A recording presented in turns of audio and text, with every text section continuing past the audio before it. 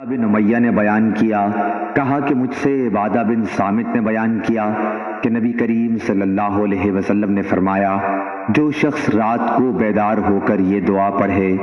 ترجمہ: اللہ کے سوا کوئی معبود نہیں، وہ اکیلا ہے، اس کا کوئی شریک نہیں، ملک اسی کے لیے ہے اور تمام تعریفیں بھی اسی کے لیے ہیں، اور وہ ہر چیز پر قادر ہے۔ تمام تعریفیں اللہ ہی کے لیے ہیں۔ اللہ کی ذات پاک ہے، اللہ کے سوا کوئی معبود نہیں اور اللہ سب سے بڑا ہے۔ اللہ کی مدد کے بغیر نہ کسی کو گناہوں سے بچنے کی طاقت ہے، نہ نیکی کرنے کی ہمت۔ پھر یہ پڑھے۔ ترجمہ: اے اللہ میری مغفرت فرما، یا یہ کہا کہ کوئی دعا کرے تو اس کی دعا قبول ہوتی ہے، پھر اگر اس نے وضو کیا اور نماز پڑھی تو نماز بھی مقبول ہوتی ہے۔ صحیح بخاری حدیث نمبر 1154۔ بیان کیا ان سے یونس نے، ان سے ابن شہاب نے، انہوں نے کہا کہ مجھ کو ہیثم بن ابی سنان نے خبر دی کہ انہوں نے ابو ہریرہ رضی اللہ عنہ سے سنا، آپ اپنے وعظ میں رسول اللہ صلی اللہ علیہ وسلم کا ذکر کر رہے تھے۔ پھر آپ نے فرمایا، تمہارے بھائی نے اپنے نعتیہ اشعار میں یہ کوئی غلط بات نہیں کہی۔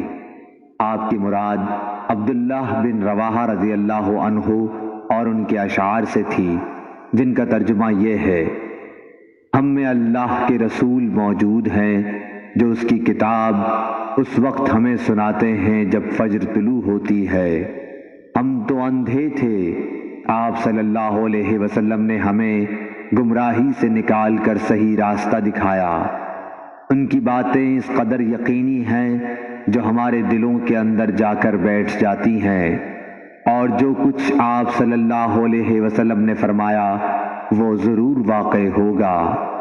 آپ صلی اللہ علیہ وسلم رات بستر سے اپنے کو الگ کر کے گزارتے ہیں، جبکہ مشرکوں سے ان کے بستر بوجھل ہو رہے ہوتے ہیں۔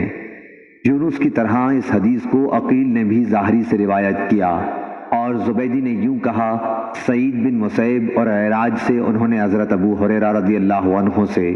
صحیح بخاری حدیث نمبر 1155۔ عاد بن زید نے بیان کیا، ان سے ایوب سختیانی نے، ان سے نافع نے، ان سے عبداللہ بن عمر رضی اللہ عنہ نے کہ میں نے نبی کریم صلی اللہ علیہ وسلم کے زمانے میں یہ خواب دیکھا کہ گویا ایک گاڑھے ریشمی کپڑے کا ایک ٹکڑا میرے ہاتھ ہے، جسے میں جنت میں جس جگہ کا بھی ارادہ کرتا ہوں تو یہ ادھر اڑا کے مجھ کو لے جاتا ہے۔ اور میں نے دیکھا کہ جیسے دو فرشتے میرے پاس آئے اور انہوں نے مجھے دوزخ کی طرف لے جانے کا ارادہ کیا ہی تھا کہ ایک فرشتہ ان سے آ کر ملا اور مجھ سے کہا کہ ڈرو نہیں، اور ان سے کہا کہ اسے چھوڑ دو۔ صحیح بخاری حدیث نمبر 1156۔ بہن ام المومنین حضرت حفصہ رضی اللہ عنہا نے رسول اللہ صلی اللہ علیہ وسلم سے میرا ایک خواب بیان کیا تو آن حضور صلی اللہ علیہ وسلم نے فرمایا کہ عبداللہ بڑا ہی اچھا آدمی ہے، کاش رات میں بھی نماز پڑھا کرتا۔ عبداللہ رضی اللہ عنہ اس کے بعد ہمیشہ رات میں نماز پڑھا کرتے تھے۔ صحیح بخاری حدیث نمبر 1157۔ بہت سے صحابہ رضوان اللہ علیہم نے نبی کریم صلی اللہ علیہ وسلم سے اپنے خواب بیان کیے کہ شب قدر رمضان کی 27ویں رات ہے۔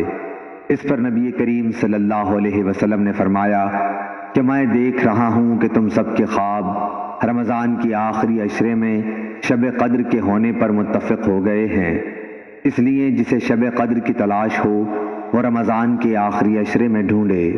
صحیح بخاری حدیث نمبر 1158۔